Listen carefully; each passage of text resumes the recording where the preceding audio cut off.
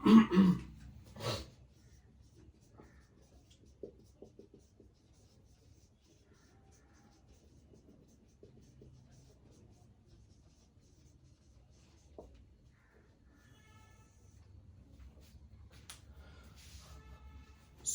Product के base पे मैंने जितने भी वीडियो लेक्चर्स अपलोड अभी तक किए उनमें सब में मैंने अलग अलग एग्जांपल्स दिए।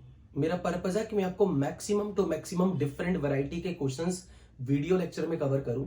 और सॉल्युबिलिटी प्रोडक्ट की बहुत अच्छी अगर किसी ने प्रैक्टिस करनी है तो आयनिक इक्विलिब्रियम की जो आपकी एडवांस्ड लेवल की शीट है ना, उसमें एपीएसपी सेक्शन में बहुत अच्छे सवाल दिए हैं प्रैक्टिस के लिए। They are worth to be practised. तो आप अपनी IIT elementary sheet, IIT advanced sheet, दोनों में आपको सॉल्युबिलिटी प्रोडक्ट के जो अपनी शीट के सवाल है वो तो बहुत अच्छे हैं ही हैं, पर एपीएसपी सेक्शन में भी बहुत अच्छी क्वालिटी के सॉल्युबिलिटी प्रोडक्ट के न्यूमेरिकल्स हैं। ऑब्वियसली इतने सारे न्यूमेरिकल हम क्लास में तो नहीं कर सकते, और सारे अगर मैंने करवा दिए तो आपके पास क्या बचा। तो मैंने सिलेक्टेड कुछ क्वेश्चंस उठाए एपीएसपी सेक्शन में से भी, तो वो मैं आज आपको करवाने लगा हूं, और कुछ एडवांस लेवल की शीट में से उठाऊंगा। जितने भी सॉल्युबिलिटी प्रोडक्ट के 4, 5, 6 मैंने वीडियो लेक्चर डालने हैं, उसमें मैंने मात्र हर लेक्चर में 3-3, 4-4 न्यूमेरिकल सिखाए हैं। उनको देखने के बाद मुझे लगता है कि आम बंदे के भी दिमाग में क्रिस्टल क्लियर कॉन्सेप्ट आ जाएगा। वो डरेगा नहीं आम बच्चों की तरह इस सब्जेक्ट से, इस टॉपिक को लेकर डरेगा नहीं। और इसका यूज आपको इलेक्ट्रोकेमिस्ट्री में भर भर के आने वाला है। और फिर क्वालिटेटिव एनालिसिस को समझना हो, इसकी फील ना हो, मजा नहीं आता, फिर लगता है रटी रहे हो। कल मैंने आपको यह चीज बताई थी कि मान लो कोई भी सॉल्ट का कुछ अमाउंट अनडिजॉल्व्ड है और कुछ हिस्सा इसका डिजॉल्व्ड फॉर्म में है, और जो सॉल्ट का हिस्सा डिजॉल्व्ड फॉर्म में that is present in form of ions. तो जब भी कभी किसी सॉल्ट को पानी में मिलाया हुआ है तो मैंने उसके 2 फोटो दिखाए थे। एक फोटो में मैंने बोला था कि एक्चुअल में अगर आपने स्टार्टिंग में सिर्फ पानी में वो सॉल्ट मिलाया,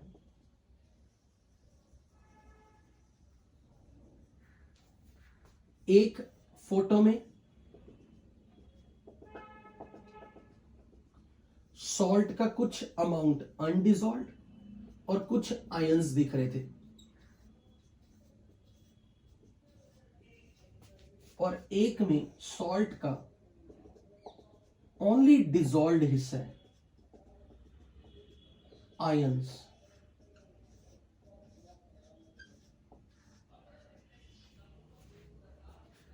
तो इक्विलिब्रियम सिचुएशन कौन सी है? जहां दोनों स्टेट्स प्रेजेंट हो। जब भी कभी सॉल्ट को पानी में डाला एट गिवन टेम्परेचर, हमेशा कुछ अनडिजॉल्व्ड सॉल्ट अपनी डिजॉल्व्ड फॉर्म के साथ इक्विलिब्रियम में रहेगा।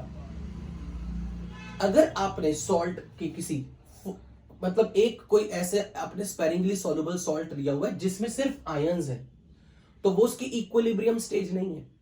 कुछ टाइम बाद उसमें अपने आप आयंस कुछ घट जाएंगे और ये स्टेज इसमें कन्वर्ट हो जाएगी, यानी कि इसके नीचे कुछ सॉल्ट दिखेगा आपको, कुछ ना कुछ प्रेसिपिटेशन भी होगी। लेकिन वो प्रेसिपिटेशन आपको विजिबल होगी या नहीं वो अलग बात है।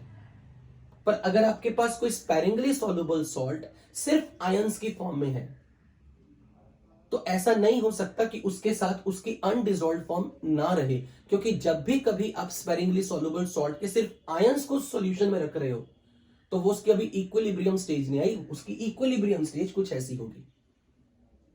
और अगर आपने उस सॉल्ट की सिर्फ अनडिजॉल्व्ड फॉर्म पानी में सॉल्ट डाला तो कुछ टाइम बाद ये अपने आप अनडिजॉल्व्ड फॉर्म घटेगी, आयंस की फॉर्म में आएगी। So this stage represents equilibrium stage. तो जैसे फॉर एग्जांपल अगर मैंने AgCl सॉलिड वाटर में सैचुरेशन पॉइंट पे देखना हो या इक्विलिब्रियम पॉइंट पे देखना हो, equilibrium can be achieved from both sides. Equilibrium can be achieved from both sides. Let's say for example अगर मैंने यहां पे इसके 0 टाइम पर A मोल से स्टार्ट किया तो इक्विलिब्रियम आने तक इसमें से ए में से कुछ एस अमाउंट डिसॉल्व होगा, कॉरस्पॉन्डिंगली एस और एस कंसेंट्रेशन बनेगी। लेकिन जब हम ये कह रहे हैं ना कि इक्विलिब्रियम पर ये एस और ये इक्विलिब्रियम पर ये एस बनेगा, ये इस चीज का मोहताज नहीं है कि इसे एस बनाने के लिए आपने स्टार्ट कहां से किया। अगर मैंने स्टार्टिंग में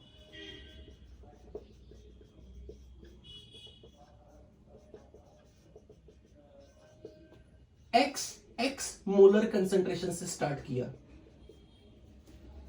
where this x number is very large as compared to this s, where this x is very large and zero time पे AgCl है ही नहीं, यानी कि अनडिसॉल्व्ड फॉर्म है ही नहीं, तो ऐसे केस में इस रिएक्शन की टेंडेंसी बैकवर्ड जाने की है। तो विद द टाइम क्या होगा, ये x में से कुछ y घटेगा 1:1 रेशो में, और ये y बनेगा। और ये जो y नंबर है, x माइनस y नंबर है, this is nothing but s। ये नंबर अपने आप को घटा के इस s के बराबर ले आएंगे। Equilibrium can be achieved from the both side, whether you start from product, whether you start from reactant. पर इक्विलिब्रियम पे ये कितना बचेगा, वो इस चीज पे डिपेंड बिल्कुल भी नहीं करता कि आपने स्टार्ट राइट साइड से किया था या लेफ्ट साइड से स्टार्ट किया। अगर आपके पास आयंस की कंसंट्रेशन इस एस अमाउंट से कहीं ज्यादा है, तो इस रिएक्शन की बैकवर्ड जाने की टेंडेंसी होगी। अब ये सॉलिड है, मुझे इससे कोई मतलब नहीं कि ये y क्या है, मुझे इतना पता है जब y x minus Y S है, मुझे इसमें इंटरेस्ट है, मुझे सॉलिड वाले कंपोनेंट में कोई इंटरेस्ट नहीं है। तो ये जितना भी मैंने लिखा x माइनस वाई, यानी कि ये आयंस अपने आप को कुछ घटाएंगे, ये घटाएंगे, और घटाने के बाद ये अपनी वैल्यू s तक ले आएंगे। सॉल्यूशन में अंदर सैचुरेशन पे at let's say given temperature 30 degree, जितनी s वैल्यू ये है, उतनी ही ये x माइनस वाई सोल्यूशन के अंदर डिसॉल्व्ड फॉर्म में होगी। यानी कि अगर आयंस की कंसंट्रेशन आपने इस s वैल्यू से कहीं ज्यादा रखी हुई है, तो फिर वो उस फॉर्म में स्टेबल नहीं है, वो अपने आप को डिग्रेड करेगा, कुछ घटाएगा, डिक्रीज करेगा, ताकि अंदर कुछ पीपीटी फॉर्मेशन स्टार्ट हो। इस तरह की सिचुएशन, यानी कि आपने अगर केटाइन एनायन की कंसंट्रेशन उसकी सॉल्युबिलिटी वैल्यू से कहीं ज्यादा रखी हुई है, तो सॉल्यूशन ओवर सैचुरेटेड है। तो सॉल्यूशन जो भी आयंस है जो एक्सेस में उसके अंदर, उनको घटा के अपने आप को एस वैल्यू तक लेके आएगा। यहां आयंस की कंसंट्रेशन एस होगी, केटाइन पॉजिटिव आयंस की कंसंट्रेशन, नेगेटिव आयन की कंसंट्रेशन एस रहेगी। यानी कि सैचुरेशन पॉइंट या इक्विलिब्रियम पॉइंट जो सॉल्यूशन की सबसे स्टेबल फॉर्म है, उसमें मैक्सिमम किसी सॉल्ट के एस अमाउंट में पॉजिटिव या नेगेटिव आयंस प्रेजेंट होंगे। हर बार ये रट भी नहीं लेना कि ये एस ही होगा, डिपेंड करता है कि ये सॉल्ट कौन सा है।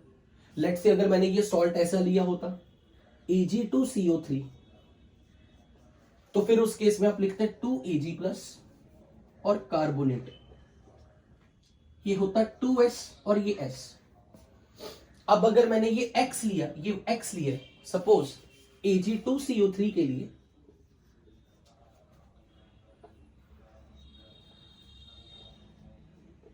ये 2x है और ये x है, तो अब अगर x में से y डिक्रीज करेगा तो ये 1:2 रेशो में रिएक्ट हो रहे हैं, क्योंकि इनको बैकवर्ड जाना है। तो 1:2 रेशो में रिएक्ट अगर हो रहे, तो अगर ये y घटेगा तो ये 2x में से 2y घटेगा। अब ये फिर से नंबर बन जाएगा 2 into x minus y, this is x minus y, and this x minus y is nothing but s, and this number is 2s।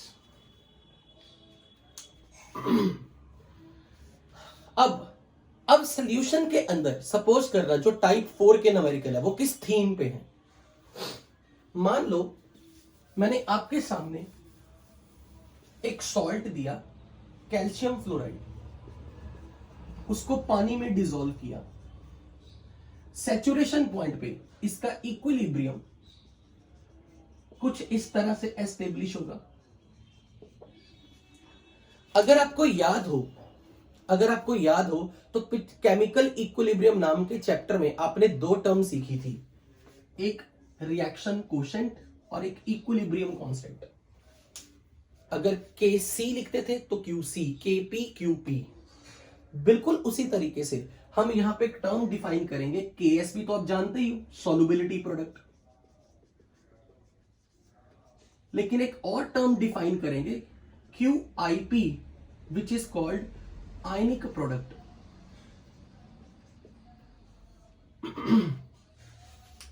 किसी रिएक्शन का Q बिल्कुल उसी तरह लिखा जाता था जैसे कि अगर मुझे इस रिएक्शन का K लिखना होता तो आप कैसे लिखते? Concentration of calcium 2 plus into concentration of F negative का स्क्वायर। लेकिन अगर मुझे इस रिएक्शन का Q लिखना होता तो भी मैं ऐसे लिखता, concentration of calcium 2 positive into concentration of F negative का स्क्वायर डिवाइड बाय 1, क्योंकि सॉलिड के लिए डिवाइड बाय 1 होता है। पर Q और K में एक फर्क कहां होता था? Q के एक्सप्रेशन में और K के एक्सप्रेशन में ये फर्क क्या होता था? ये वाले नंबर और ये वाले नंबर में फर्क कहां होता था? कैन यू टेल कि ये नंबर जो थे ये कौन से टाइम के थे? ये थे इक्विलिब्रियम टाइम के। जब यहां इक्विलिब्रियम आ जाता था, और यहां के इक्विलिब्रियम को हम क्या बोल रहे हैं? Saturation point. तो ये जो कंसंट्रेशन है ये एट इक्विलिब्रियम है, यानी कि एट सैचुरेशन पॉइंट है। लेकिन ये कंसंट्रेशन इक्विलिब्रियम पॉइंट की नहीं है, ये एट एनी टाइम की है, ये किसी भी टाइम की है। Q की वैल्यू K से बड़ी भी हो सकती है, छोटी भी हो सकती है। यहां पर जो कंसंट्रेशन है ये T टाइम की है, एंड दैट टाइम जरूरी नहीं इक्विलिब्रियम का हो। जिस समय Q अपने आप को K के बराबर बनाएगा, यानी कि जब रिएक्शन इक्विलिब्रियम पे आएगी तब हम कहेंगे कि ये दोनों नंबर ने अपनी वैल्यू इसके बराबर बना ली। मान लो ये नंबर अगर 4 है, ये मान लेते हैं कुछ लेट से 8 है। जब तक ये नंबर 1 और ये 2 है तब तक मैं बोलूंगा कि 1 और 2 का स्क्वायर Q नंबर K से छोटा है। जब तक ये नंबर का प्रोडक्ट सॉल्व करके Q की वैल्यू K से छोटी आई, इसका मतलब है कि इस रिएक्शन की टेंडेंसी फॉरवर्ड जाने की है, यानी कि आपके सॉल्ट की टेंडेंसी डिसॉल्व होने की ज्यादा है। यानी कि ये सिचुएशन यहां से यहां की है, सॉल्ट अपने आप को डिसॉल्व करने जा रहा है, सॉल्ट अपने आप को आयंस में तब्दील करने की कोशिश कर रहा है। लेकिन यदि आपके लिए ये नंबर 5 और ये 10 हो गया, अब अगर आपने ये प्रोडक्ट चेक की 5 और 10 का स्क्वायर वो इस प्रोडक्ट से बड़ा हो गया, इसका मतलब आपके पास आयंस की कंसंट्रेशन जरूरत से ज्यादा है। सॉल्यूशन अपने अंदर मैक्सिमम आयंस 4 और 8 रख सकता है। 5 और 10 सॉल्यूशन के लिए ओवर सैचुरेशन के कंडीशंस है, इसलिए सॉल्यूशन इस 5 को घटा के इस 10 को घटाएगा, यानी कि इनको घटना पड़ेगा, यानी कि इक्विलिब्रियम बैकवर्ड जाएगा।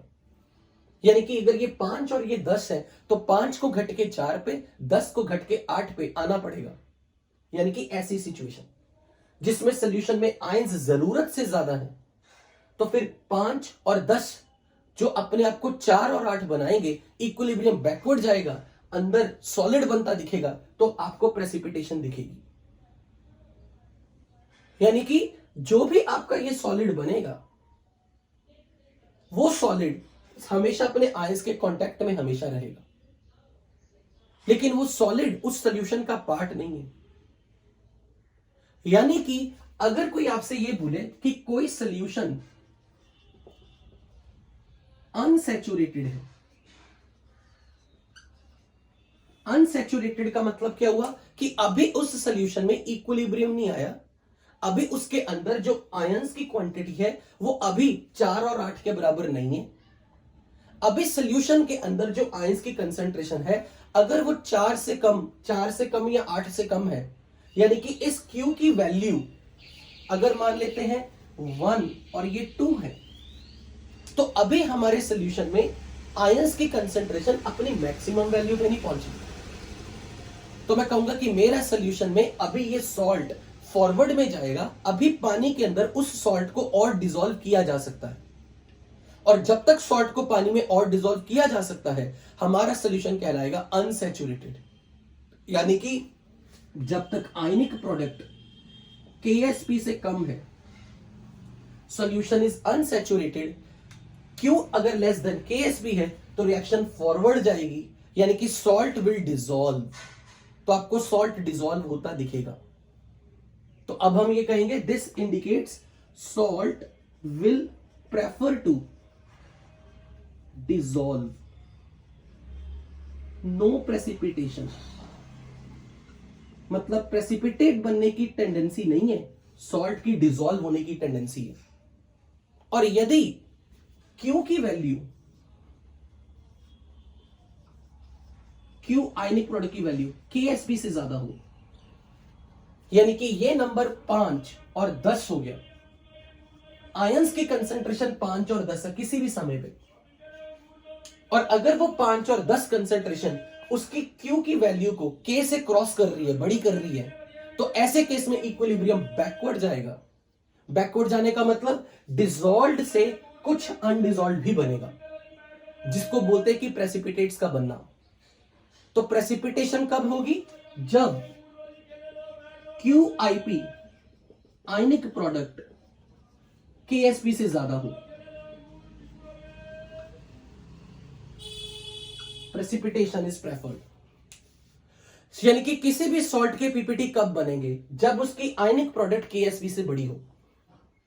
लेकिन जिस समय Q KSP के बराबर हो गया, Q आयनिक प्रोडक्ट KSP के बराबर हो गई, इसका मतलब उस सॉल्ट की जितनी टेंडेंसी फॉरवर्ड जाने की है इस रिएक्शन की, उतनी ही टेंडेंसी बैकवर्ड आने की है। तो अगर आप इधर से देखोगे तो आप बोलोगे हमारा प्रेसिपिटेट जस्ट डिसॉल्व होना शुरू हो गया, जस्ट डिसॉल्व। और अगर आप इधर से देख रहे हो तो आप बोलोगे हमारे पीपीटी जस्ट बनने स्टार्ट हो गए। यानी कि अगर आप इधर से देख रहे हो इसके रिस्पेक्ट में, अगर यहां QIP KSP के बराबर हो गया तो आप बोलोगे ऐसे सॉल्यूशन में पहली बार पीपीटी बनने स्टार्ट होंगे। और अगर आप यहां से देखोगे तो आप बोलोगे पहली बार पीपीटी डिसॉल्व होता दिखेगा। तो जब भी कोई हमें यह कह देगा कि QIP KSP से कम है, इसका मतलब क्या है? इसका मतलब कि हमारे सॉल्यूशन में जो आयंस की कंसंट्रेशन का जो प्रोडक्ट है, आयनिक प्रोडक्ट, वो उसी सॉल्ट की KSP से अभी कम है, यदि Q लेस देन KSP है। यानी कि इस रिएक्शन की फॉरवर्ड जाने की टेंडेंसी ज्यादा है, यानी कि हमारा सॉल्ट डिसॉल्व होता दिखेगा। यानी कि हमें प्रेसिपिटेशन नहीं दिखेगी, सॉल्ट की डेसोल्यूशन दिखेगी। और यदि QIP ग्रेटर देन KSP हो गई, यानी कि आयंस की कंसेंट्रेशन सॉल्यूशन में आपने सैचुरेशन पॉइंट पे जितनी चाहिए उससे भी ज्यादा ले ली, तो ऐसे केस में सॉल्ट की टेंडेंसी रिएक्शन को बैकवर्ड करने की होगी, तो आयंस से पीपीटी बनते दिखेंगे। यानी कि अगर आपने ये नंबर 5 और 10 ले लिया तो ये 5 जीरो नहीं बन जाएगा, 10 जीरो नहीं बन जाएगा, 5 अपने आप को घटा के 4 और 10 अपने आप को घटा के 8 करेगा, जितना उसे इक्विलिब्रियम पे आने के लिए चाहिए। So this is how the chemistry will work. और अगर कोई आपसे कह दे कि इक्विलिब्रियम पर क्या होगा, तो इक्विलिब्रियम पे रिएक्शन की टेंडेंसी जितनी फॉरवर्ड जाने की है उतनी ही बैकवर्ड जाने की है, यानी कि सॉल्यूशन इज सैचुरेटेड। यानी कि अगर उस वक्त आपके पास पीपीटी है तो उन पीपीटी की जितनी टेंडेंसी डिसॉल्व होने की है उतनी ही टेंडेंसी आयंस की पीपीटी बनने की है।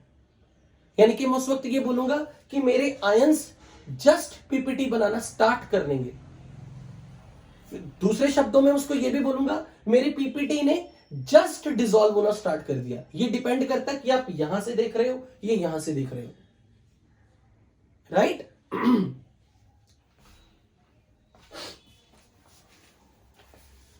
Let's say for example,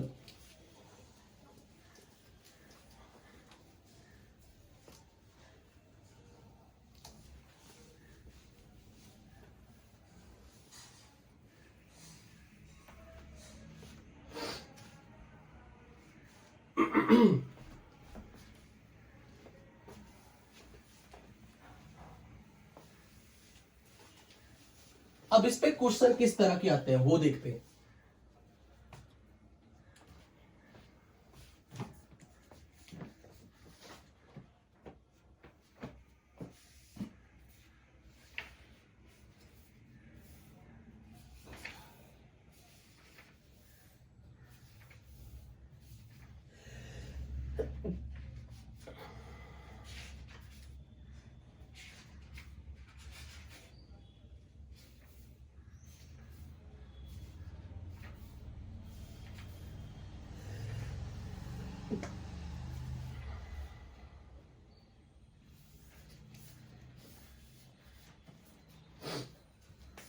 in 50 ml 2.5 into 10 raised per minus 5 molar AgNO3 solution 200 ml 10 raised per minus 4 molar NaCl solution is added. Would precipitate of AgCl will form or not? Given that Ksp of AgCl is 2 into 10 raised per minus 10.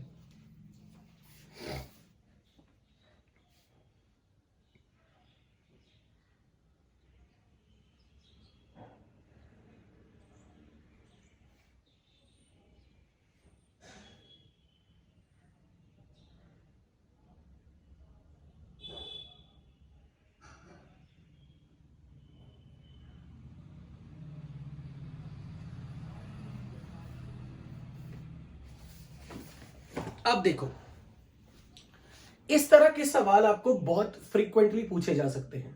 इसमें क्या हो रहा है पहले ध्यान से समझना. Question को मैं बाद में समझा रहा हूं, पहले सिचुएशन समझना. मेरे पास एक सॉल्यूशन है, कोई ए सॉल्यूशन. इसकी मुझे मोलैरिटी भी पता है, इसका मुझे वॉल्यूम भी पता है. लेकिन इस सॉल्यूशन में जो मिलाया गया सॉल्यूट है वो फुली सॉल्युबल है, और जो फुली सॉल्युबल है उसका अल्फा 1 है. कल किया था. तो इस ए की केएसपी आपको नहीं दी होगी. इसमें एक दूसरा सॉल्यूशन बी मिलाना है, सॉल्यूशन नंबर बी. इसका कुछ वॉल्यूम होगा वी डैश, और इसकी भी कुछ मोलैरिटी होगी, कुछ मोलैरिटी एम डैश. बी भी फुली सॉल्युबल है, बी का भी अल्फा 1 है. बी सॉल्ट फुली डिसॉल्व होता है. लेकिन जब इन दोनों को मिक्स करोगे, तो इनकी मिक्स करने से एक रिएक्शन बनेगी C प्लस डी. और आपको प्रोडक्ट में जो C और D बन रहे हैं, इसमें से किसी एक के क्वेश्चन में KSP दिया होगा, और जिसका KSP दिया होगा, अगर C का KSP दिया है, मतलब C के PPT बन सकते हैं. और आपसे पूछा जाएगा कि बताओ कि C के PPT बनेंगे या नहीं. तो हम ये देखेंगे कि C का KSP वैल्यू अगर क्वेश्चन में गिवन है, आप C का आयोनिक प्रोडक्ट निकालोगे. अगर आयोनिक प्रोडक्ट उसके सॉल्युबिलिटी प्रोडक्ट से ज्यादा हुआ तो बोल दोगे कि पीपीटी बनेंगे. अगर आयोनिक प्रोडक्ट सॉल्युबिलिटी प्रोडक्ट से कम हुआ तो बोलोगे प्रोडक्ट पीपीटी नहीं बनेंगे. अगर आपसे बोल दिया कि भाई आयोनिक प्रोडक्ट केएसपी के बराबर आ गई, तो आप बोलोगे या तो पीपीटी जस्ट बनना स्टार्ट हुए या फिर पीपीटी जस्ट डिसॉल्व होना स्टार्ट होंगे. दोनों में से कुछ भी हो सकता है. बट अगर कोई आपसे यह कह दे कि सी का आयनिक प्रोडक्ट सबसे पहले आपको चेक करना है, तो आपने काम क्या करना है ध्यान से समझना. जब आपको रिएक्शन लिख के पता लग गई, आपको यह पता लग गया कि किसके पीपीटी पूछे गए हैं या किसका केएसपी दिया गया है, उसके लिए पहले बिल्कुल वैसे इक्वेशन लिख लो जैसे हम सैचुरेशन पॉइंट पे लिखते हैं. जैसे कि फॉर एग्जांपल आपको बोला है AgNO3 का सॉल्यूशन है, पहला सॉल्यूशन AgNO3 का है, और AgNO3 सॉल्यूशन की मोलैरिटी दे दी 2.5 इंटू 10⁻⁻⁵, और इसका वॉल्यूम दे दिया 50 ml. तो हमारा ए सॉल्यूशन था AgNO3 का. अब बी सॉल्यूशन में NaCl मिलाया, और NaCl का मोलैरिटी दिया हुआ है 10⁻⁻⁴ मोलर, और वॉल्यूम 200 ml. तो सेकेंड सॉल्यूशन NaCl का है. यू नो दैट कि इनकी आपस में रिएक्शन होगी, केटायन एनायन से रिएक्ट करेगा, तो ये बनेगा AgCl और NaNO3. अगर आपको ना भी ध्यान रहे तो कल वाली लाइन मेरी याद हो जानी चाहिए. कल वाली लाइन के याद होगी, नाइट्रेट्स आर फुली सॉल्युबल. तो ये भी फुली सॉल्युबल सॉल्ट है, ये भी फुली सॉल्युबल सॉल्ट है. तो सॉल्यूशन में नाइट्रेट और Na+ डिसोसिएटेड फॉर्म में है. भले मैंने लिखा NaNO3 पर सॉल्यूशन में Na+ NO3- है. फिर अल्कली मेटल के सॉल्ट्स, जिस सॉल्ट में केटायन अल्कली मेटल का होगा वो फुली सॉल्युबल है, तो ये भी फुली सॉल्युबल है। बचा सिर्फ एक ये जो स्पेरिंगली सॉल्युबल हो सकता है। तो अब क्वेश्चन ये हुआ कि AgCl के बारे में आपको उन्होंने KSP भी दे दी, तो यहां से भी हिंट मिल गया कि AgCl की पीपीटी शायद बने, हमें नहीं पता बनेगा या नहीं। अब वो चेक कैसे करना आपने, सबसे पहले आपने AgCl के लिए सैचुरेशन पॉइंट का इक्वेशन लिखना है कि इक्विलिब्रियम पॉइंट पे, सैचुरेशन पर इसका इक्विलिब्रियम इक्वेशन लिखोगे। अब आप ये देखोगे कि इसकी आयनिक प्रोडक्ट का एक्सप्रेशन कैसे लिखना है। आयनिक प्रोडक्ट कैसे लिखी जाती है, बिल्कुल वैसे जैसे K का एक्सप्रेशन लिखा जाता है, concentration of product ion raise to power coefficient into concentration of product ion raise to power coefficient. अब आपको यह देखना है कि इन दोनों सॉल्यूशन को जब मिक्स करोगे तो इस सॉल्यूशन में सिल्वर प्लस और Cl माइनस की मोलैरिटी कितनी है। जैसे आपने इन दोनों को मिक्स किया, तो अगर मैं यहां चेक करूं सिल्वर नाइट्रेट के कितने मिली मोल बन गए, molarity into volume is milli moles, तो मैं बोलूंगा AgNO3 के कितने मिली मोल है अपने पास, 2.5 इंटू 10⁻⁵ इंटू 50, ये AgNO3 के मिली मोल है। अगर AgNO3 के इतने मिली मोल है तो सिल्वर प्लस और नाइट्रेट के भी इतने ही मिली मोल होंगे, इतने ही, क्योंकि दोनों 1:1 रेशो में डिसोसिएट होंगे। यानी कि आपने सिल्वर आयन और नाइट्रेट आयन सॉल्यूशन में इतने मिलीमोल बनाया, डाला, मिक्स करने की कोशिश की, तो सिल्वर प्लस के इतने मिलीमोल है आपके पास। और अगर मैं यहां से NaCl की मोलैरिटी और इसका वॉल्यूम देखूं तो NaCl के कितने मिलीमोल है आपके पास, 200 मिलीलीटर इंटू 10⁻⁴ मिलीमोल। और NaCl भी तो फुली सॉल्युबल है, ये भी तो फुली सॉल्युबल है। तो सॉल्यूशन में सिल्वर प्लस के फाइनल सॉल्यूशन में जो आपने डाला उसमें अगर मैं ये देखूं हमारे पास कौन कौन सा आयन है, Ag प्लस सिल्वर नाइट्रेट से आने वाला, नाइट्रेट, सोडियम प्लस और Cl माइनस, क्योंकि NaCl भी फुली सॉल्युबल था।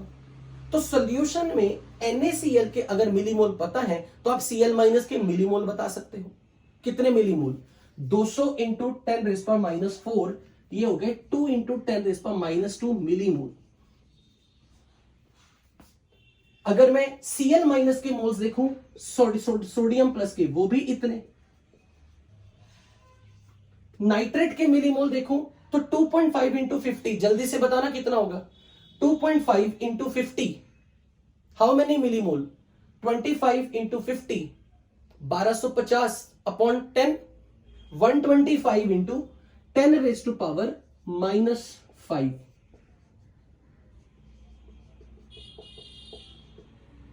क्योंकि आपने वो सॉल्ट पानी में डाला जो 100% डिसोसिएबल है, ये सॉल्ट पूरी तरह डिसोसिएबल है। तो जब आपने इन दोनों को मिक्स कर दिया तो आपने उस समय सॉल्यूशन में Ag प्लस के कितने मिलीमोल्स जीरो टाइम पे आपने रख दिए, 1.25 इंटू 10⁻³ मिलीमोल, और Cl माइनस के 2 इंटू 10⁻² मिलीमोल।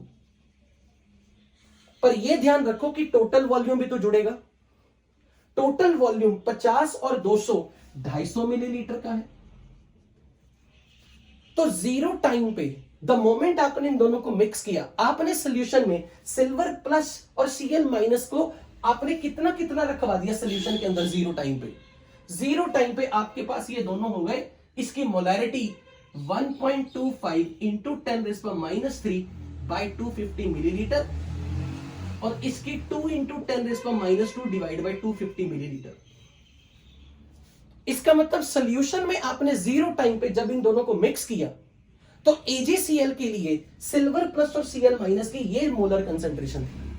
और इसे चेक करो कि क्या ये नंबर जीरो टाइम पे इसकी KSP से बड़ा आ रहा है या छोटा आ रहा है। क्या ये नंबर, ये जो सॉल्व करने के बाद QIP जो आ रही है, QIP की वैल्यू KSP से बड़ी आ रही है या छोटी आ रही है, बड़ी आ रही है। इसका इसका मतलब क्या हुआ कि इस इक्विलिब्रियम में जीरो टाइम पे आपने ये वैल्यू Ag प्लस की और Cl माइनस की ये जो रखी थी, ये दोनों नंबर सोल्यूशन में आयंस की कंसंट्रेशन को एक्सेस में रख चुके हैं। तो अब बताओ, जब सोल्यूशन में इनकी मोलर कंसंट्रेशन का प्रोडक्ट, आयनिक प्रोडक्ट Ksp से बड़ा होगा, तो अब ये बताओ ये रिएक्शन बैकवर्ड जाएगी या फॉरवर्ड जाएगी? ये रिएक्शन बैकवर्ड जाएगी। और अगर ये बैकवर्ड जा रही है तो इसका मतलब क्या क्वेश्चन पूछा है, would precipitate of AgCl will form? Yes, AgCl के पीपीटी बनेंगे। अब जब ये रिएक्शन बैकवर्ड जाएगी तो क्या ये अपने आप को 0-0 बना लेंगे? क्या ये अपने आप को 0-0 बना लेंगे? नहीं, ये घट के कुछ बचेगा, ये घट के कुछ बचेगा, पर वो कितना होगा? जितनी AgCl की नेचुरल पानी में सॉल्युबिलिटी है। ये अपने आप को घटाएगा, ये अपने आप को घटाएगा। कब तक घटाएगा? कहीं पे तो जाके रुकेगा ना। तो क्या आप AgCl की सॉल्युबिलिटी प्योर वाटर में निकाल सकते हो? कल सीखा था AgCl की सॉल्युबिलिटी प्योर वाटर में, कल निकालनी सीखी थी S की वैल्यू। AgCl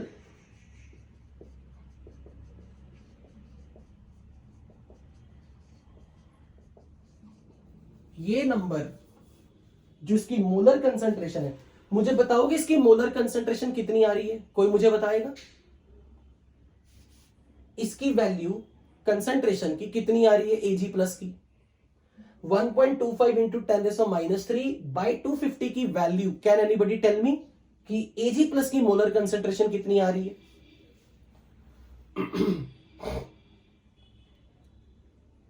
58 इंटू 10⁻⁷, 5 इंटू 10⁻⁶,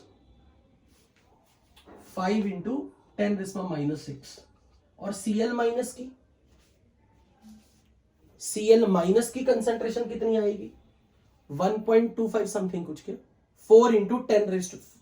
बहुत अलग अलग आंसर आ रहे हैं। आई डोंट नो कि आप क्या कर रहे हो, छोड़ो, क्या भरोसा आपका। तो इसको मैं लिख देता हूं 100/125 इंटू 10⁻⁴ इंटू 100 कर दूं और डिवाइड बाय 100, तो ये बन जाएगा 0.8 इंटू 8 इंटू 10⁻⁵ आ रहा है मेरा।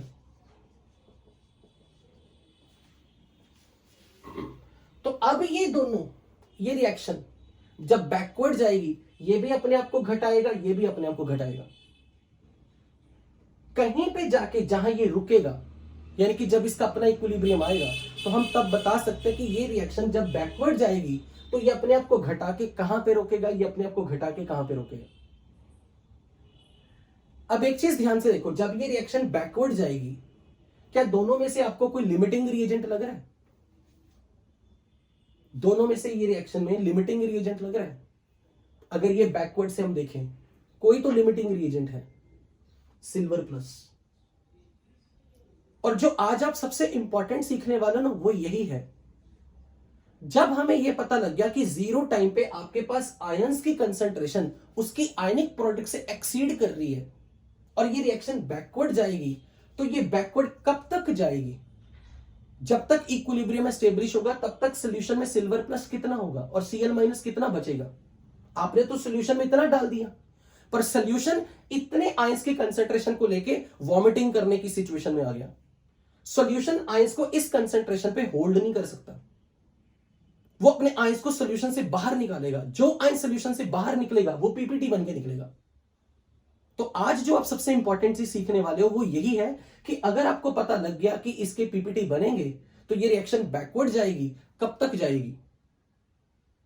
लेकिन वो मेरे लिए अभी इतना इंपॉर्टेंट नहीं सिखाना, पर पहले मुझे आपको इसी चीज की प्रैक्टिस करवानी, सिर्फ इसी की, कि क्या आपको ये क्लियर हुआ कि कैसे निकालना कि पीपीटी बनेंगे या नहीं बनेंगे। जिस सॉल्ट को आपने पानी में मिक्स किया था वो फुली सॉल्युबल था। फुली सॉल्युबल सॉल्ट के हर आयंस के मिलीमोल लिख लेने, हर आयंस के डिवाइडेड बाय टोटल वॉल्यूम कर देना।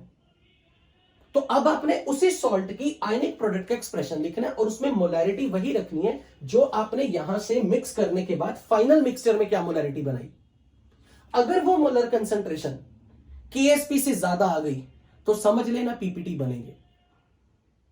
अब मैं इसकी ये बैकवर्ड वाली अभी नहीं सिखाने वाला, इस पे मैं फिर से आऊंगा, पर पहले मुझे इसी की प्रैक्टिस करानी है कि मैं डिफरेंट डिफरेंट डाटा दूं और आप मुझे बताओ कि सर यहां पीपीटी बनेंगे, यहां नहीं बनेंगे, यहां बनेंगे, यहां जस्ट बनने स्टार्ट होंगे वगैरह। उसके बाद सिखाऊंगा कि आपको जब पता लग गया कि रिएक्शन बैकवर्ड जाएगी तो फिर कब तक बैकवर्ड जाएगी। अब क्योंकि ये वैल्यू मुझे नहीं पता आपने सॉल्व करके कितनी बनाई है, पर ये श्योर है कि ये केएसपी से ज्यादा आएगी, इसीलिए मैं बोल रहा हूं कि आयनिक प्रोडक्ट सॉल्युबिलिटी प्रोडक्ट से ज्यादा है तो रिएक्शन बैकवर्ड में जाएगी, यानी कि एजीसीएल के पीपीटी बनेंगे।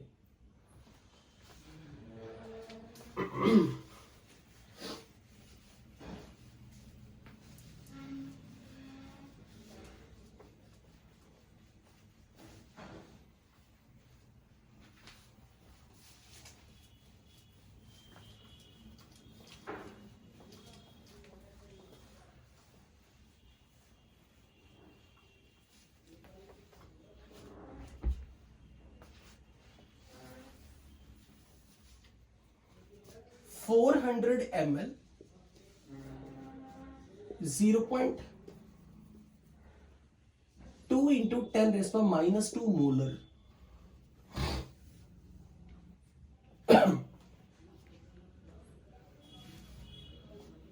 sodium carbonate is mixed with 300 ml 10 raised by minus 4 molar AgCl. Predict if precipitation of Ag2OC3 will occur or not.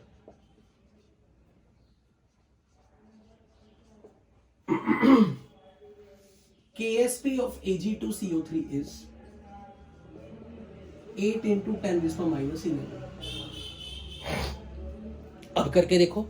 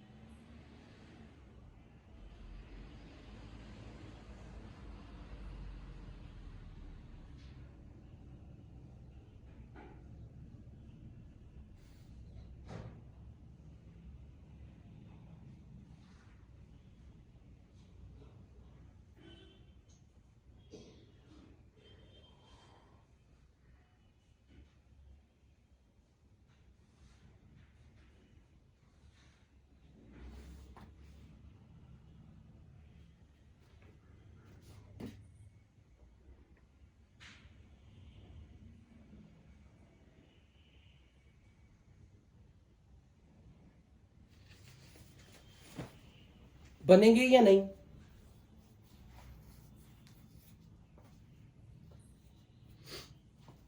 तो पहले सॉल्यूशन में सोडियम कार्बोनेट के कितने मिलीमोल थे? ये तो पूरी तरह डिसोसिएटेड था, ये तो इसका सॉल्युबिलिटी तो कंप्लीट है, तो यहां से मुझे कितने मिलीमोल मिल गए सोडियम कार्बोनेट के? 400 इंटू 2 800, 800 इंटू 10 रेज पर माइनस 2, यानी कि 8 मिलीमोल।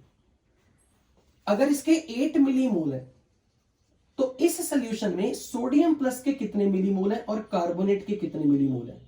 क्या तोड़ना आता है इसको? Na2CO3 को तोड़ना आता है? तो सोडियम प्लस के बनेंगे 8 इंटू 2 और कार्बोनेट के 8 इंटू 1, तो इसके 16 मिलीमोल और इसके 8 मिलीमोल है। क्योंकि ये फुली सॉल्युबल है तो इस सॉल्यूशन में जिसका वॉल्यूम 400 मिलीलीटर है, इसमें Na प्लस और कार्बोनेट के मिलीमोल मिल गए आपको। अब दूसरे बीकर में देखो, दूसरे बीकर के अंदर 300 मिलीलीटर वॉल्यूम है और मोलैरिटी 10 रेज पर माइनस 4 मोलर है।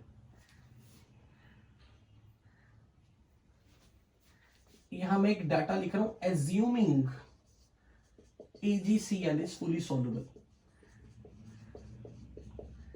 एक्चुअली मुझे ऐसे बोलना नहीं चाहिए था, मेरे क्वेश्चन में एक गलती है। AgCl एक्चुअली में स्पैरिंगली सॉल्युबल है, मुझे यहां पे देना पड़ेगा फुली सॉल्युबल एज्यूमिंग। तो इसकी मोलैरिटी इनटू वॉल्यूम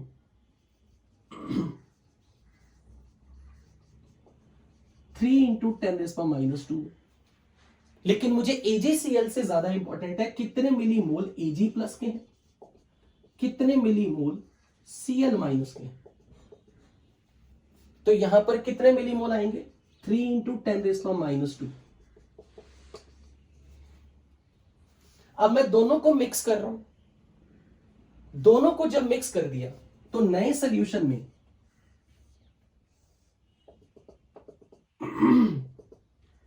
कौन कौन से आयंस आ गए, नए सॉल्यूशन में आ गए अपने पास sodium plus, carbonate, Ag plus, Cl minus, और टोटल वॉल्यूम हो गया 700 मिलीलीटर। और आपको उनके मिलीमोल मिल गए, ये सारे मिलीमोल 700 ml में है।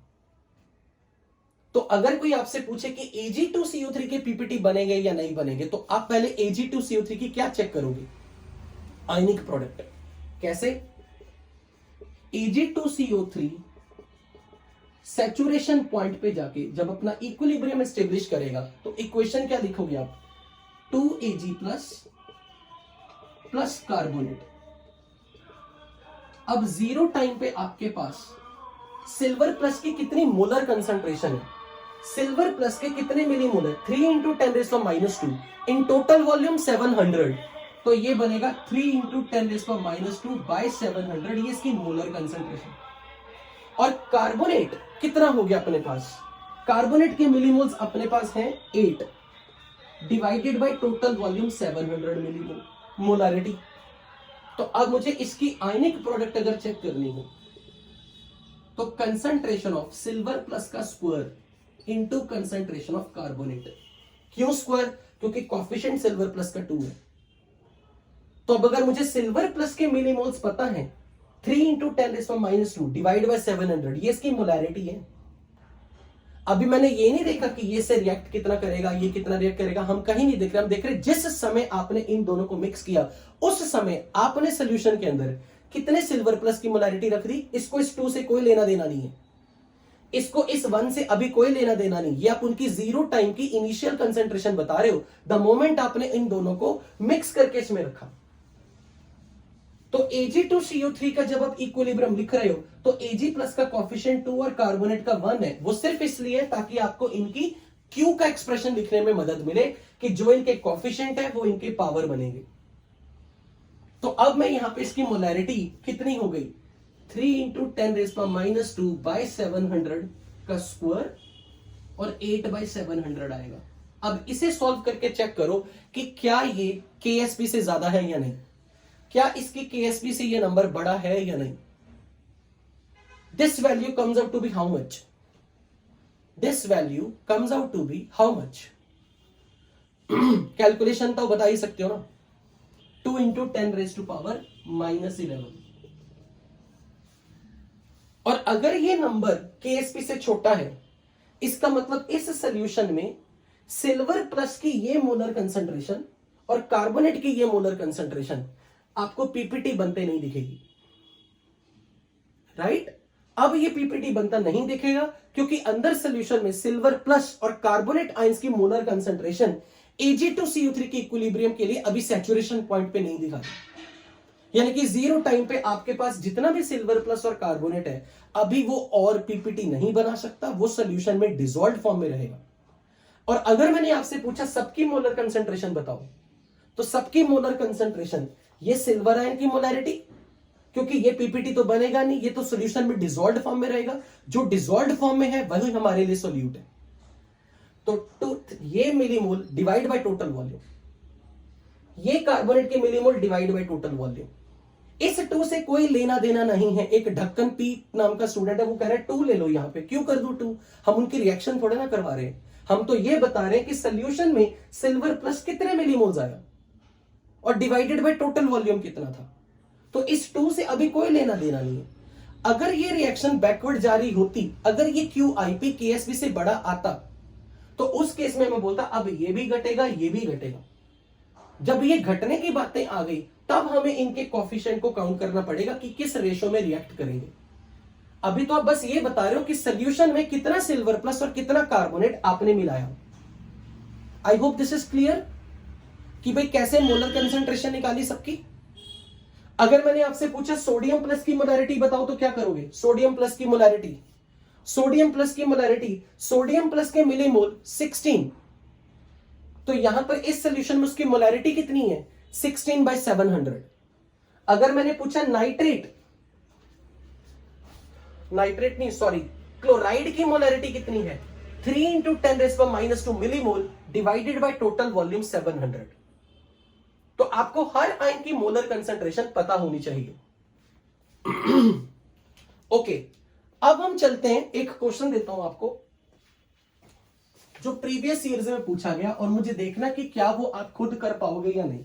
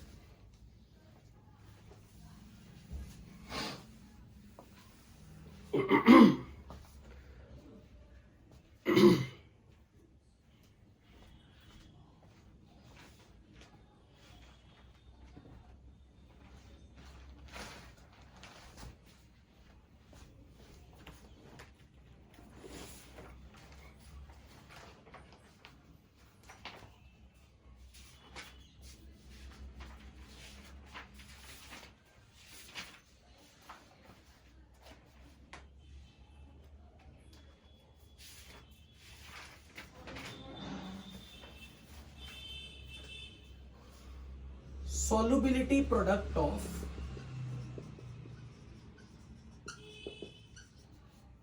AgCl is 1.8 into 10⁻⁻10. Will precipitation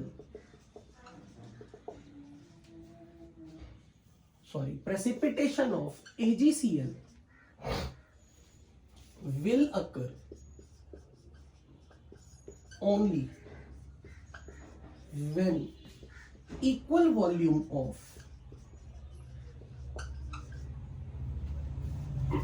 A option 2 into 10⁻⁵ molar Ag plus and 2 into 10⁻⁵ molar Cl minus is mixed.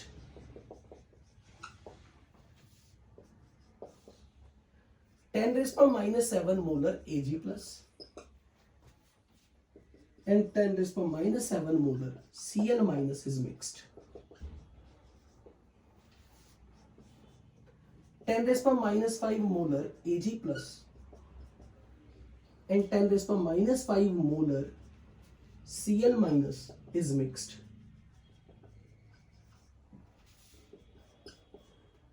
10⁻⁴ molar Ag plus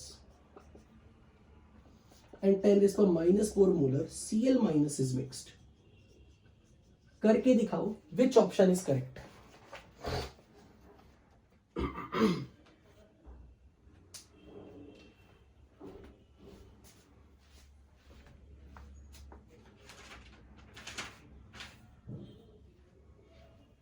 This is question number B2, exercise 1, part 1 from elementary sheet.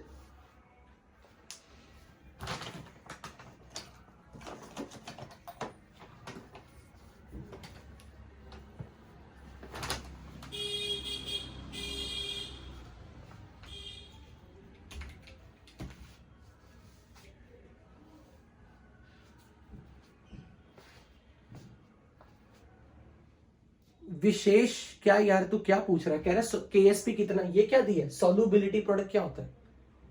हद है यार, Ksp.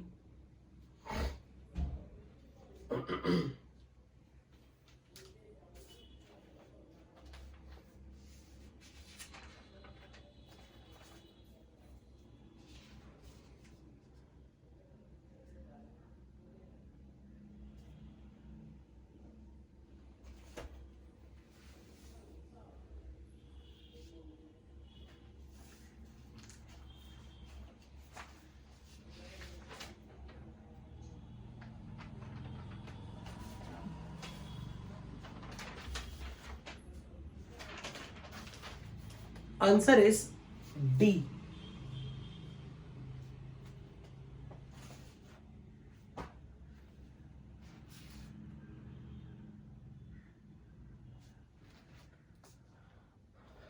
अब जब AgCl की solubility product दी हुई है तो आप सबसे पहले AgCl का इक्विलिब्रियम एस्टेब्लिश करके इसके सैचुरेशन पॉइंट तक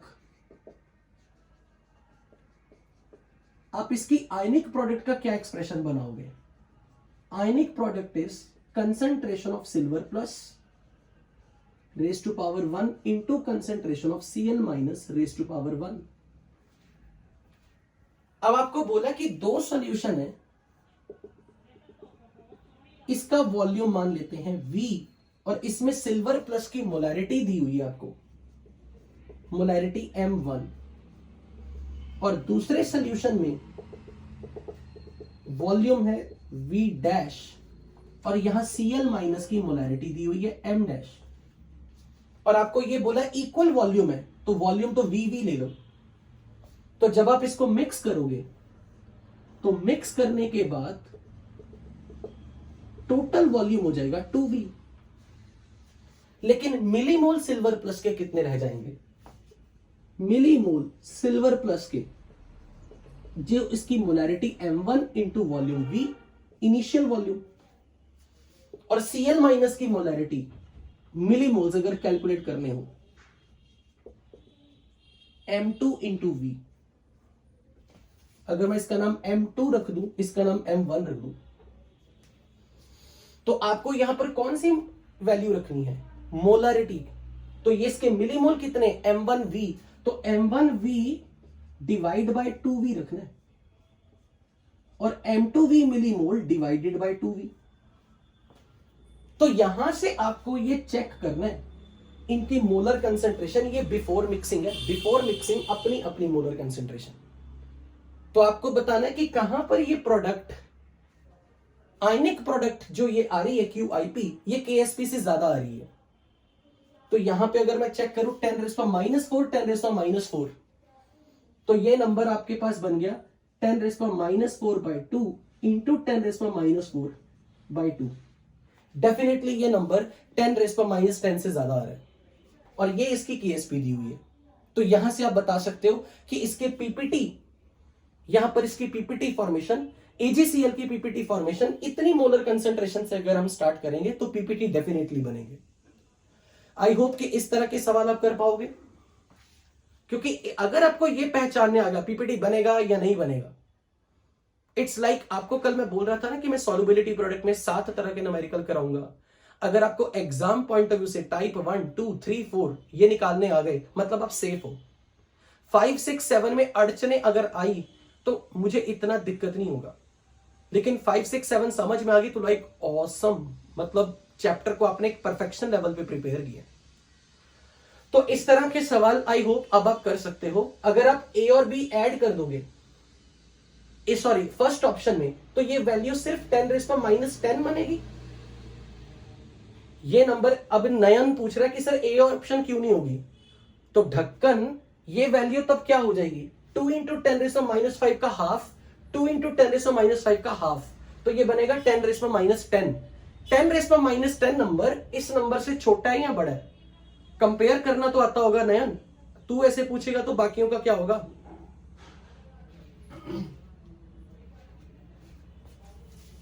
अब मैं सिखा रहा हूं टाइप 5।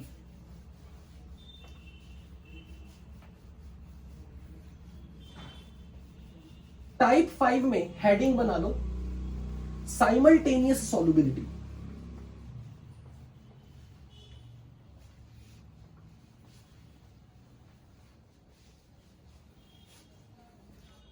Simultaneous solubility.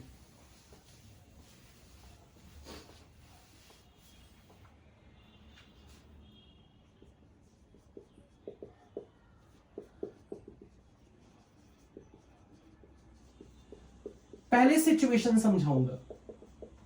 सिचुएशन क्या है? आपको मैं एक सॉल्यूशन में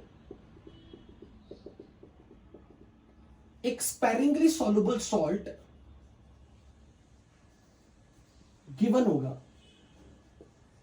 और अगर मैंने बोला स्पेरिंगली सॉल्युबल सॉल्ट, तो इसकी केएसपी वैल्यू गिवन है, केएसपी 1।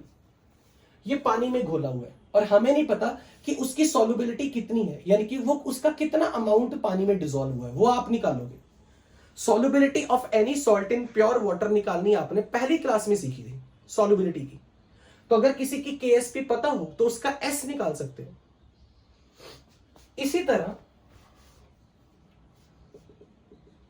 एक दूसरा सॉल्ट होगा, ये भी स्पेरिंगली सॉल्युबल है,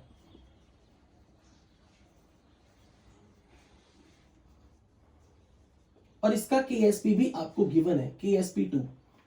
इसकी सॉल्युबिलिटी प्योर वाटर में आपने निकालनी है। क्वेश्चन में नहीं कहा होगा, ये आपने अपनी मर्जी से निकालना, उनके बिना कहने पर भी। इसकी सॉल्युबिलिटी प्योर वाटर में, इसकी सॉल्युबिलिटी प्योर वाटर में। अब क्वेश्चन क्या होगा? क्वेश्चन ये होगा कि अगर हम पानी में ए और बी को मिक्स कर दें, दोनों स्पेरिंगली सॉल्युबल सॉल्ट, ए और बी को मिक्स कर दें, ये भी स्पेरिंगली सॉल्युबल, ये भी स्पेरिंगली सॉल्युबल। अभी जो मैंने आपको टाइप 4 सिखाया था, उसमें मैंने जो दो चीजें मिक्स की थी, क्या उनमें से कोई स्पेरिंगली सॉल्युबल था? जब AgNO3 और NaCl को मिक्स कर रहे थे, कोई स्पेरिंगली सॉल्युबल नहीं था। अब मैं कह रहा हूं कि ये दोनों स्पेरिंगली सॉल्युबल है, जिनको मैं मिक्स करने वाला हूं, और ये दोनों की आपस में रिएक्शन भी नहीं होती। They don't react with each other, they don't react with each other. बस आपको ये चेक करना है कि जब दोनों स्पेरिंगली सॉल्युबल हैं, महक पूछ रही है स्पेरिंगली सॉल्युबल का मतलब जो पार्शियली सॉल्युबल हो, जो कंप्लीटली इनसॉल्युबल भी नहीं है, जो फुली सॉल्युबल भी नहीं है। तो जब दोनों को हम मिक्स करेंगे एक दूसरे की प्रेजेंस में, एक दूसरे की प्रेजेंस में, तो हमें बताना है इसकी सॉल्युबिलिटी इसकी प्रेजेंस में, इस पे कितना इफेक्ट आएगा, इसकी सॉल्युबिलिटी में, इसकी सॉल्युबिलिटी का इसके कारण इस पे क्या इफेक्ट आएगा। दोनों वीक इलेक्ट्रोलाइट है, तो ये क्वेश्चन बन गया mixture of pH calculation of more than 1 weak acids, mixture of more than 1 weak base. पर यहां पर भी एक कंडीशन बिल्कुल वैसे है, इन दोनों में एक आयन कॉमन भी होगा। लाइक अगर मैंने बोला कि ए सॉल्ट है कैल्शियम फ्लोराइड और बी सॉल्ट है, मान लो मैंने बोल दिया मैग्नीशियम फ्लोराइड, दोनों का एक आयन कॉमन भी होगा। लाइक मान लो कि एक ये वीक एसिड है जो H+ लूज कर रहा है, ये दूसरा वीक एसिड है जो H+ लूज कर रहा है। एसिड एसिड रिएक्ट थोड़े ना करते एक दूसरे के साथ। बिल्कुल इसी तरीके से ये एक वीक इलेक्ट्रोलाइट है, ये एक वीक इलेक्ट्रोलाइट है, दोनों का एक आयन कॉमन है F-। हमें देखना है दोनों को जब आप एक दूसरे की प्रेजेंस में डालोगे तो इनकी सॉल्युबिलिटी अब इस वक्त इस मिक्सचर में कितनी है। और अगर आप इसकी सॉल्युबिलिटी सिर्फ इस मिक्सचर में बता रहे हो, दोनों की सॉल्युबिलिटी एक दूसरे की प्रेजेंस में इस मिक्सचर में बता रहे हो, we call it at simultaneous solubility. तो डेफिनेटली क्योंकि आयन कॉमन है, एक आयन, तो कॉमन आयन इफेक्ट लगेगा ही लगेगा। पहले मैं एक न्यूमेरिकल बताता हूं इस पे करके। Let's say for example, this is from ionic equilibrium part 3 advanced level.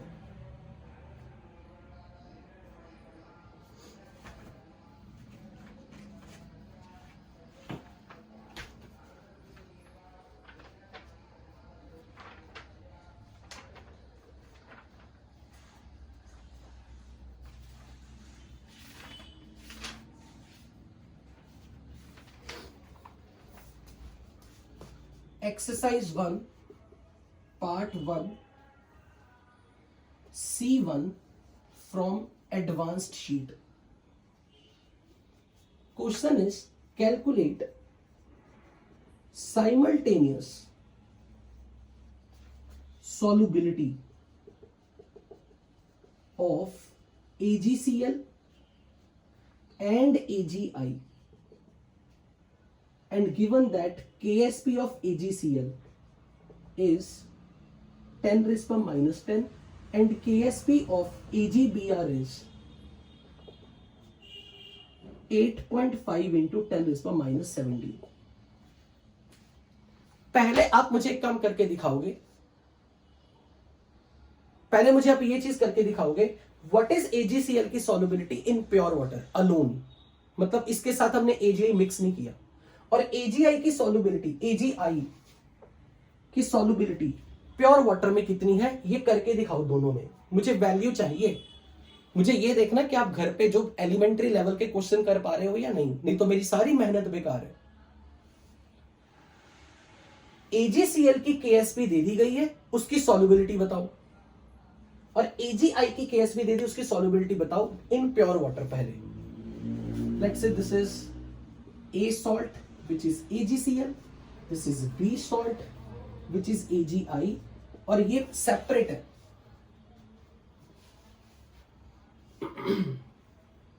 बिल्कुल ठीक अथर्व, सुहानी बिल्कुल ठीक। AgCl की सॉल्युबिलिटी आएगी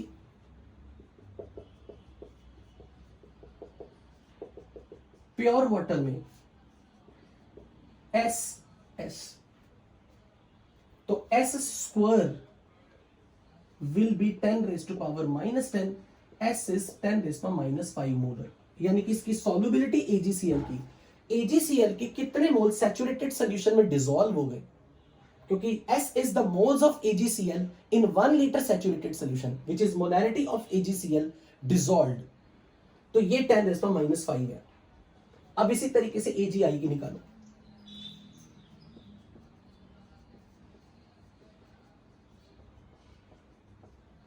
तो ये बन जाएगा let's say A minus S dash S dash S dash, तो this into this S dash का स्क्वायर 8.5 इंटू 10 raised to -17, तो S dash की वैल्यू क्या आएगी 9.2 इंटू 10 raised to -9।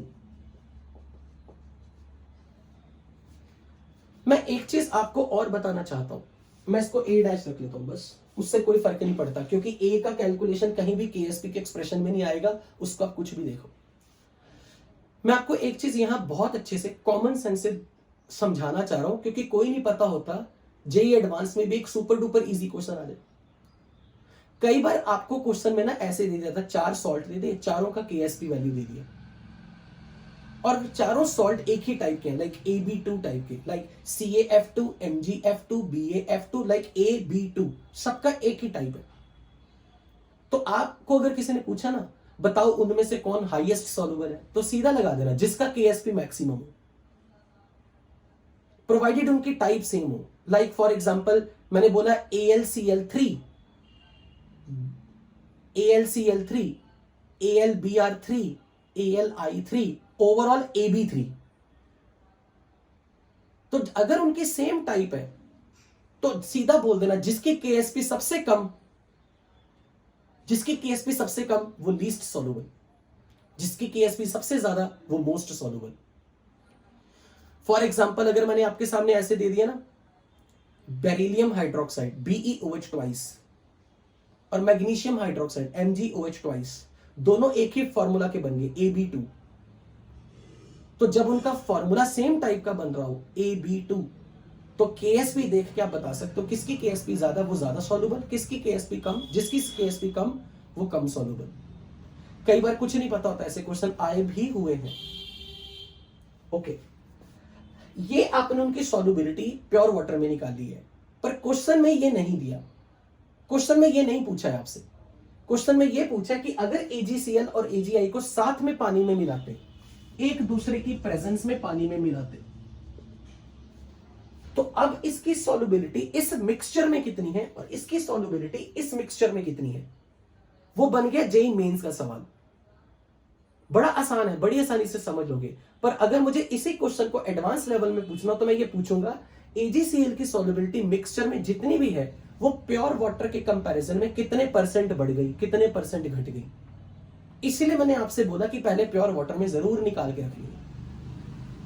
तो अब मैं करूंगा क्या, एक इक्विलिब्रियम लिखूंगा AgCl वाटर में जब अपना इक्विलिब्रियम एस्टेब्लिश करेगा, सैचुरेशन पॉइंट पे जब ये सॉल्यूशन मिक्सचर में होगा,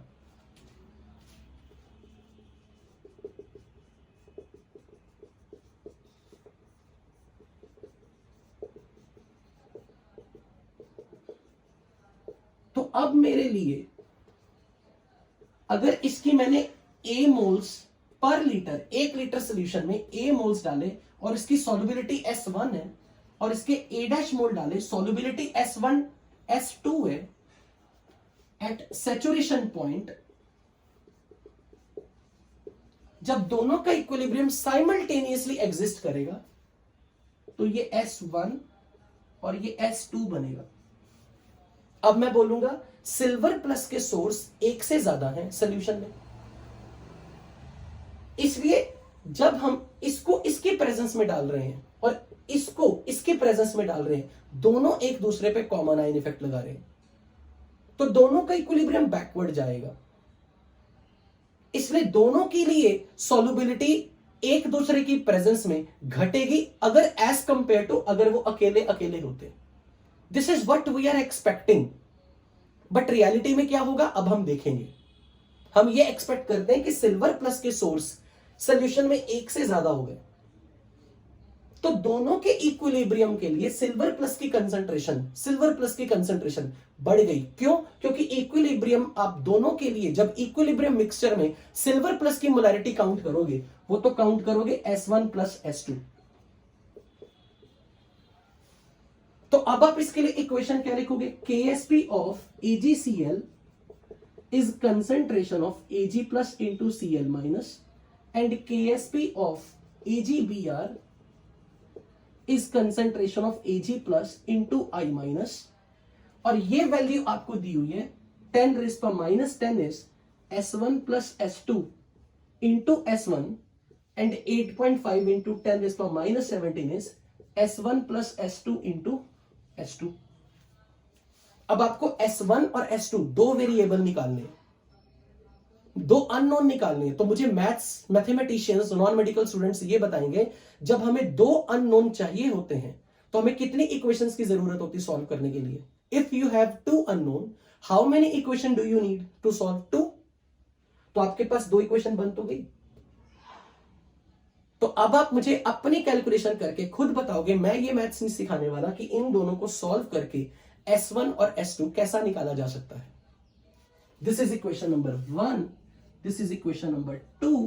From these two, tell me what is the value of S1 and what is the value of S2. अब ये आपकी समस्या आप निकाल के देखो, मैं आराम से 2 मिनट चुप करूंगा, आपकी वेट करूंगा आंसर की कि S1 कितना है, S2 कितना है।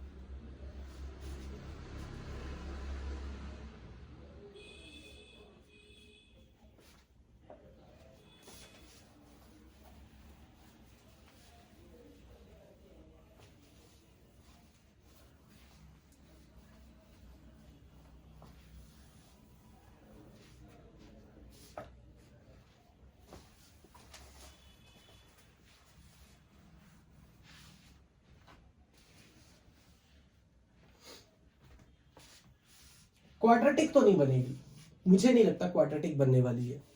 बिना क्वाड्रेटिक से भी ये क्वेश्चन हो सकता है कि नहीं, मुझे लगता है बिना क्वाड्रेटिक से शायद हो जाए। 10 रेज़ पावर माइनस 10 अगर मैं डिवाइड कर दूं दोनों को, तो यहां से मुझे S1 और S2 का रेशो मिलेगा, यानी कि S2 ये बन जाएगा 10/85 into 10 raise power 7। S2 is S1। और अब मैं इस इक्वेशन को पुट करने लगा हूं फर्स्ट इक्वेशन में। Put S1 in equation number 1, तो 10 raise power minus 10 is S1 plus S2 into S1, तो ये बन जाएगा 10/85 into 10 raise to power 7। S2 की वैल्यू, सॉरी S1 की वैल्यू, ओके, तो बेटर है इक्वेशन नंबर 2 में पुट कर दूं। 8.5 into 10 raise power minus 17 is S1 plus S2 into S2, और S1 की वैल्यू आ गई 10/85 into 10 raise power 7 S2 plus S2 into S2, ये बन गया 10/85 into 10 raise power 7 plus 1 S2 का square is 8.5 into 10 raise power minus 17। क्या आपका भी ये बना एक्सप्रेशन? और मैं यहां पर अब 10 रेज़ पावर 7 के सामने 1 इग्नोर कर सकता हूं, क्वाड्रेटिक नहीं बनेगी, क्योंकि ये नंबर 1 10 रेज़ पावर 7 के सामने इग्नोरेबल है।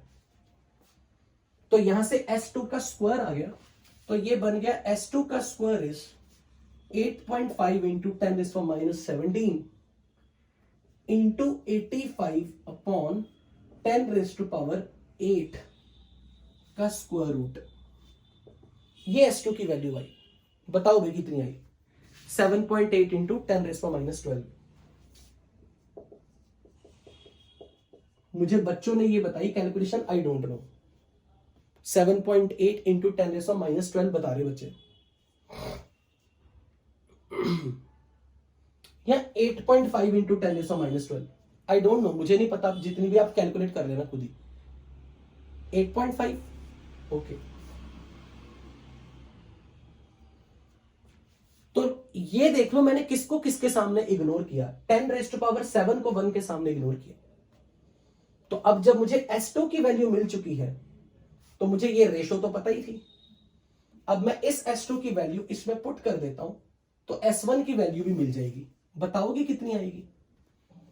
S1 की वैल्यू कितना आएगा? S1 का value 10 raise to power minus 5।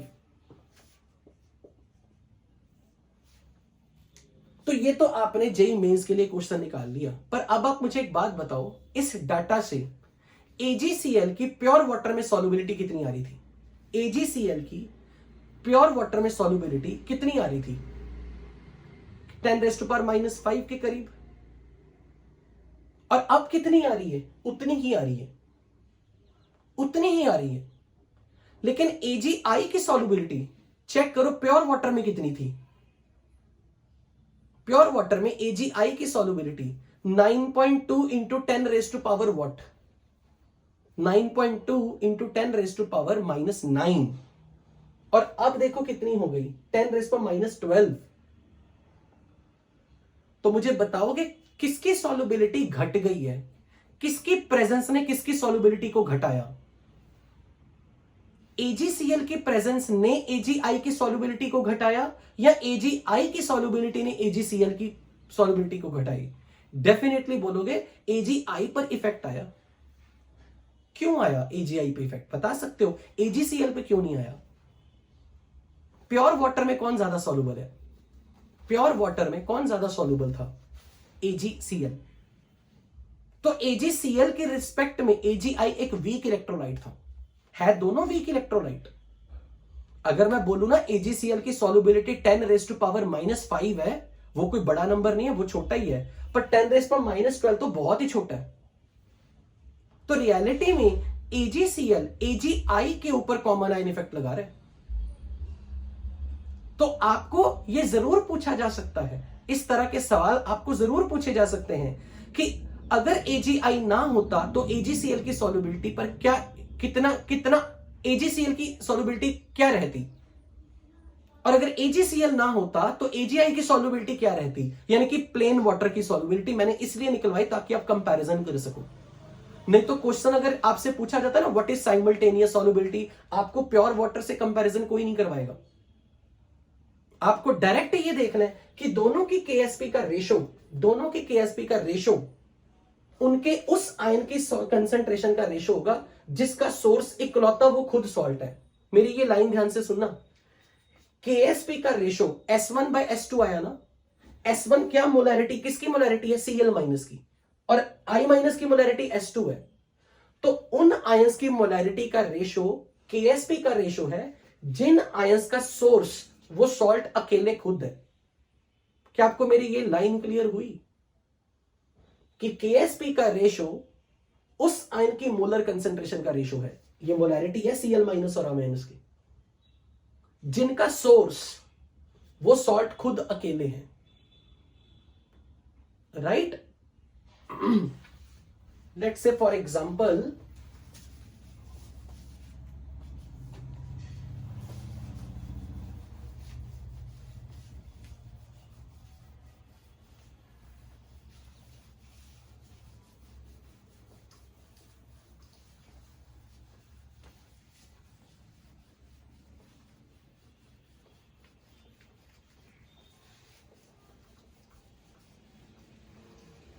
JEE advance ने, IIT जेई एडवांस ने इसी पर एक क्वेश्चन पूछा और बहुत शानदार क्वेश्चन पूछा।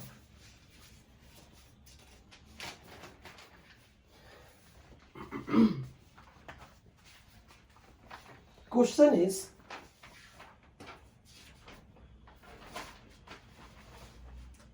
exercise 3 from advanced sheet. Question number 4, JEE 2011 में,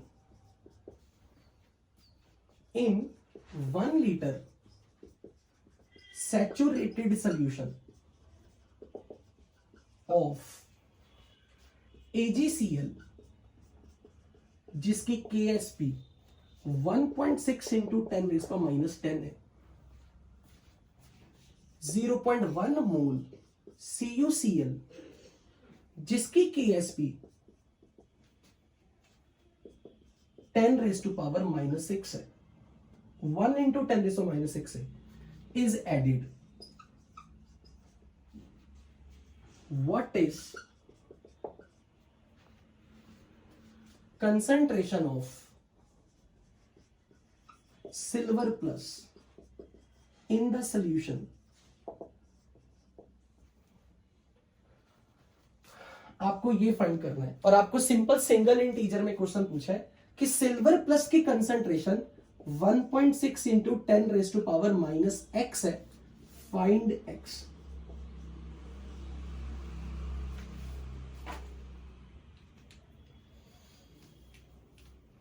This is 1.6 into 10⁻10.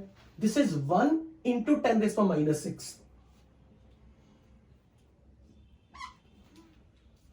और सिल्वर प्लस की कंसंट्रेशन 1.6 इंटू 10⁻x है, फाइंड x। ओजस्वी त्रिपाठी बिल्कुल गलत।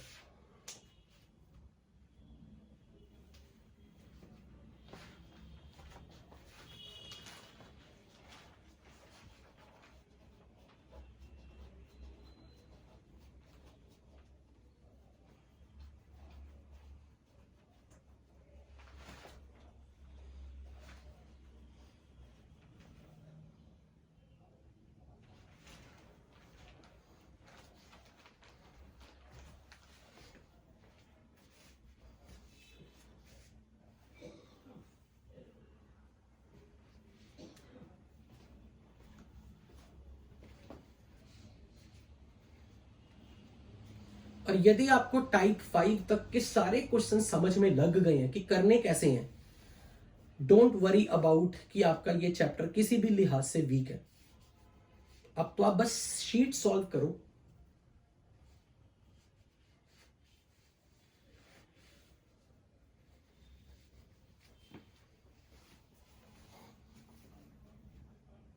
ऋषभ बिल्कुल ठीक, answer is correct. Yash Mahajan correct, Salik Azim बिल्कुल ठीक, very very good.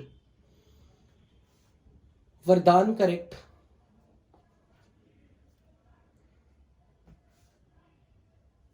To samosas only, बहुत अच्छा नाम, बिल्कुल ठीक। शिल्पी करेक्ट, श्याम गुजराती गलत, स्वयं गुजराती गलत, श्रेयांश जैन बिल्कुल ठीक, श्रेयांश जैन बिल्कुल ठीक।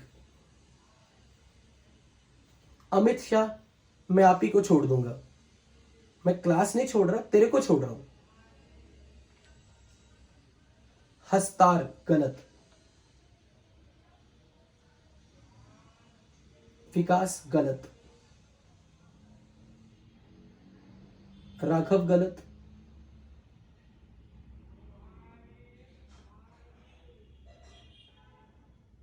तनिष्क गलत।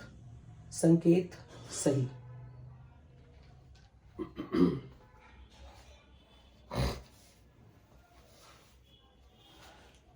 चलो देखें, आपको क्वेश्चन में ये बोला कि AgCl का सैचुरेटेड सोल्यूशन है।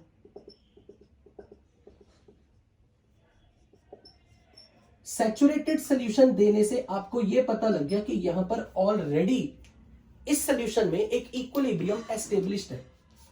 इस सोल्यूशन में ऑलरेडी ये इक्विलिब्रियम एस्टेब्लिश्ड है।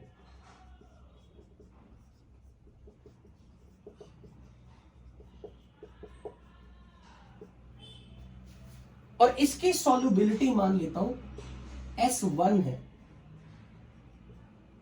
और इसमें ऑलरेडी जब हमने कॉपर क्लोराइड के 0.1 मोल डाले, और आपको मालूम है कि जितने मोल आप डालते हो उसका कोई लेना देना नहीं होता, और कॉपर क्लोराइड भी स्पेरिंगली सॉल्युबल सॉल्ट है।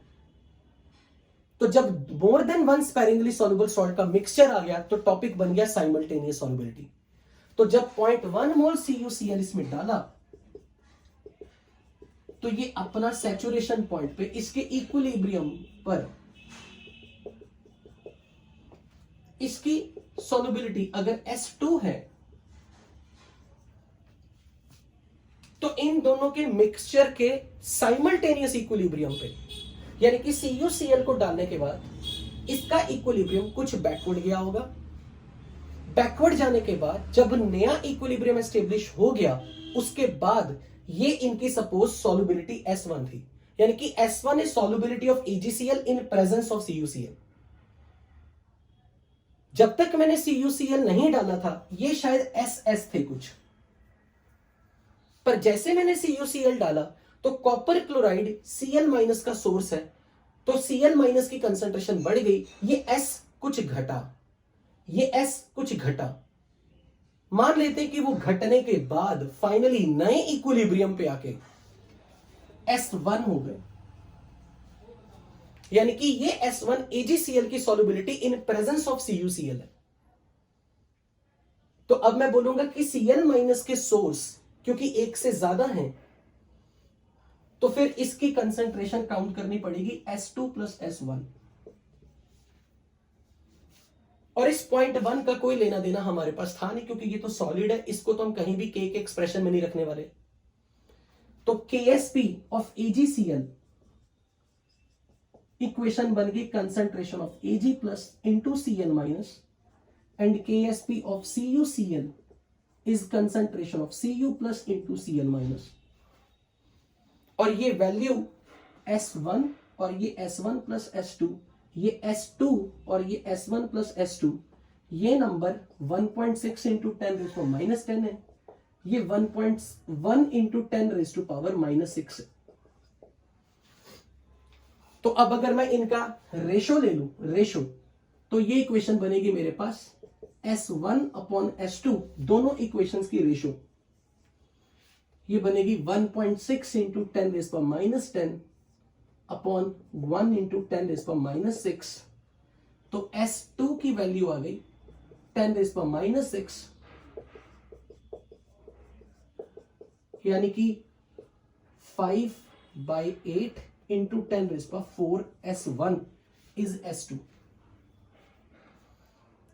तो जब मुझे S2 की ये वैल्यू मिल गई S1 की टर्म में, इसको मैं यहां पुट कर रहा हूं। तो पुटिंग इन इक्वेशन नंबर 1,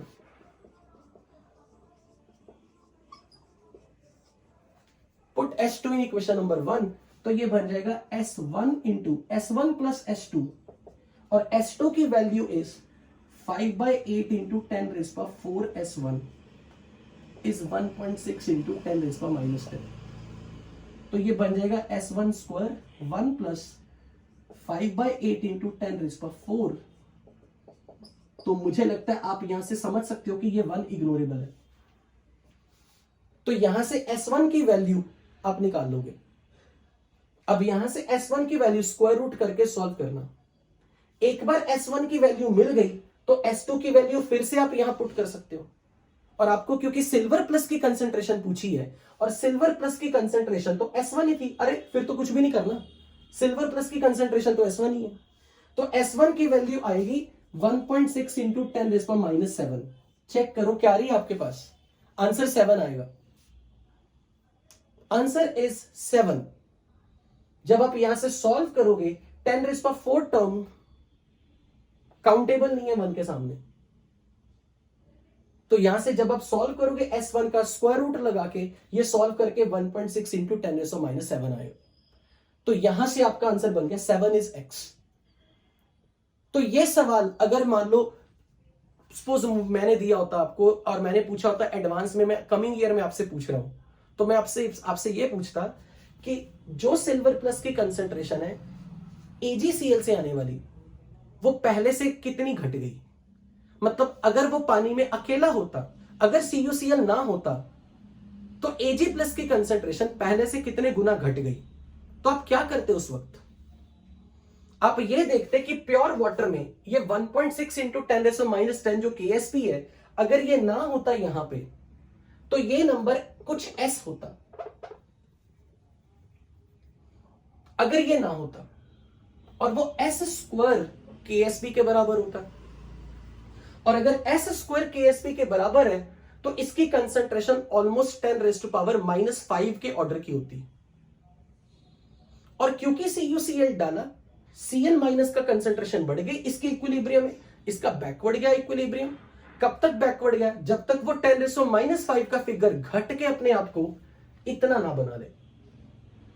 आपको ये चीज समझ में लगी क्या कि मैंने ये जो लाइन बोली है, क्या ये क्लियर हुई। अगर ये पानी में अकेला होता तो S की वैल्यू क्या होती, स्क्वायर रूट ऑफ दिस। कोई मुझे बता सकता है इसका स्क्वायर रूट कितना आएगा, इसके स्क्वायर रूट की वैल्यू कितनी आएगी। अगर मैं सिंपल इसका स्क्वायर रूट ले लूं 1.6 इंटू 10⁻⁻10 का स्क्वायर रूट 4.4 इंटू नहीं 0.4 नहीं, गलत है क्योंकि 1.6 का स्क्वायर रूट 0.4 नहीं होता, 1.2 इंटू 10⁻⁻5,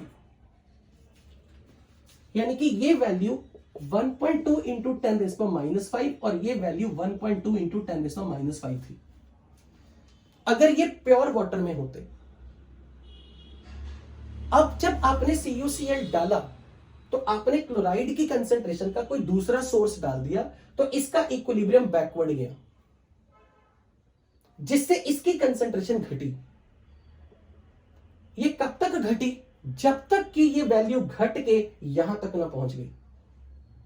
तो CuCl की प्रेजेंस में जो सिल्वर प्लस की मोलैरिटी है वो पहले इतनी होती प्योर वाटर में उसकी एब्सेंस में, पर उसकी प्रेजेंस में ये वैल्यू इतनी हो गई। यानी कि अगर ये नंबर घटा, ये घट के कहां पे जाके नया इक्विलिब्रियम आया, जब तक इसने घटा के अपने आप को इतना कर लिया। आई होप कि आपको ये क्लैरिटी डेफिनेटली मिल गई होगी कि भाई CuCl का रोल क्या था, राइट। ओके, तो टाइप 5 तक के न्यूमेरिकल में आपको करवा चुका हूं। तो क्योंकि अमित शाह बहुत परेशान हो चुका है इस वक्त, उसके बम में दर्द हो रही है, तो वो कह रहा है कि कल टेस्ट है हमें छोड़ दो, तो मैं अभी आपको टाइमली छोड़ रहा हूं 11:30 पे। तो आज के बेसिस पे आप IIT एडवांस का पार्ट 3 भी कर सकते हो। मैं आपको अभी होमवर्क में बता दूंगा कौन कौन से सवाल आप कर सकते हो, लेकिन टाइप 6 और टाइप 7 डेफिनेटली टेस्ट के बाद हम जरूर करेंगे, और मुझे आपको टाइट्रेशन के 2 इंपॉर्टेंट टॉपिक और कराने हैं।